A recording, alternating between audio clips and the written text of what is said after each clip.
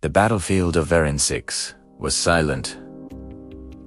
Now silent, in a way only destroyed worlds could be. Blackened craters stretched out like open wounds across the violet soil. Smoke curled upward, carrying with it the bitter smell of burned metal and fallen soldiers. Sergeant Marcus Alearth Federation Moraine walked through the ruins with a limp. His armor was cracked, his visor flickering, but he kept moving. There were still survivors, somewhere human or alien. It didn't matter. The war was over.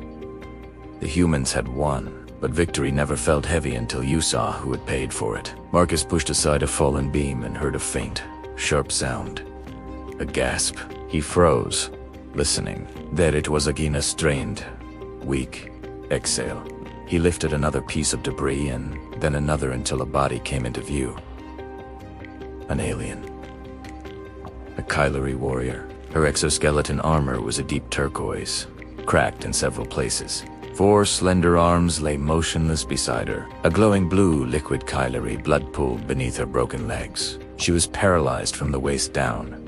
Her spinal ridge split in the explosion. Her eyes opened slowly large, crystalline, shifting colors like liquid glass. She stared at Marcus, expecting a weapon pointed at her head. Instead, Marcus dropped to one knee. "You alive?" he asked gently. The warrior blinked. "Human, why do you approach? Your kind leaves us to die." Marcus swallowed. She wasn't wrong. Kylori and humans had been enemies for years. Saving her meant trouble if anyone found out. "Because I don't leave anyone," Marcus said. "Not if I can help it." Her mandible-like jaw tightened. "I cannot fight. My legs, useless. You should go." Marcus shook his head. "Not happening." He pulled out his medical scanner. The readings were bad spinal rupture, internal bleeding, massive trauma. "Name?" he asked. She hesitated. Finally, Tressa Valier, Knight of the 1st Kylori Legion. "Well, Teresa, I'm Marcus Holla, and I'm getting you out of here." Tressa tried to laugh but winced in pain. "You cannot carry a Kylori. We are heavier than we appear." Marcus slid both arms under her. "Good thing I lift." He tried to stand. She was right, she weighed nearly twice his mass. His knees trembled, armor creaked, and pain shot through his back. But he forced himself up. "I thought humans were fragile," she whispered in disbelief. "Only when we're dead," Marcus grunted. He carried her toward the ravine where his shuttle beacon was still active. Step after step, the world blurred. Heat from the burning battlefield hit him like waves. But he kept walking. Tressa watched him silently for a long time before finally asking, "Why? Why risk yourself for an enemy?" Marcus breathed heavily. "My sister. She died in a battle like this. Humans refused to help her because she was behind enemy lines. I promised myself I'd never let someone die like that. Not if I could stop it."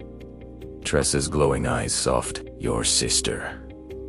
She must have been a warrior of honor." "She was," Marcus said. After nearly an hour of struggling through the wreckage, Marcus collapsed behind a shattered ridge, setting Tressa down gently. His arms shook uncontrollably. "You cannot continue," she said. "Leave me. Your life is worth more." Marcus looked at her sharply. "Never say that." Her eyes widened. Marcus forced himself back up and lifted her again. Every step became torture. His armor servos sparked. The ground tilted. His lungs burned. But he moved. Human stubbornness Drassa had heard tales of it. Now, she saw it. Finally, through the drifting smoke, the silhouette of Marcus's emergency drop shuttle appeared.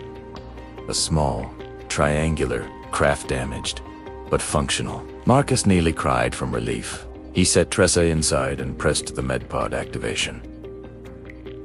Holographic tendrils scanned her body, stabilizing her bleeding. Tressa looked at him with disbelief. "You saved my life." "A Kylori life." Marcus smirked weakly. "Yeah, well, don't make me regret it." But before he could enter the shuttle, a loud whir broke the silence. A second ship descended sleek. Black, unmistakably dangerous. The emblem on its hull made Marcus tense. Earth Federation military enforcement. They'd tracked his beacon. A voice boomed through the speakers. Sergeant Marcus Halle, you are ordered to step away from the alien combatant. That creature is a hostile. Terminator surrender. Marcus clenched his fists. Tressa whispered, "Go. If they find me, they will kill me." Marcus shook his head. Not happening. He stepped outside the shuttle.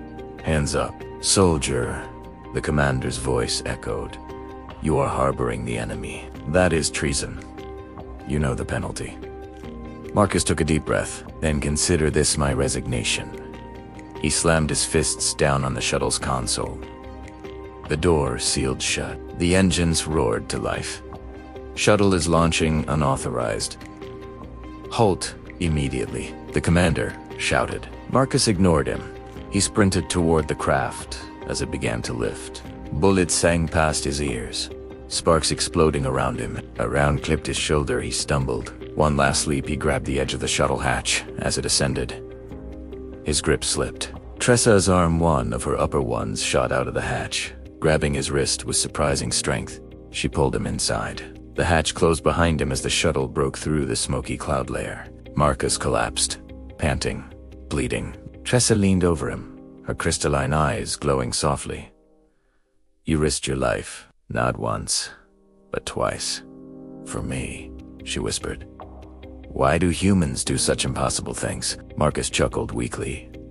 Because sometimes, doing the right thing means doing the hard thing. Tressa placed one of her hands on his chest, Caleri gesture of gratitude. Marcus Halle of Earth, she said softly.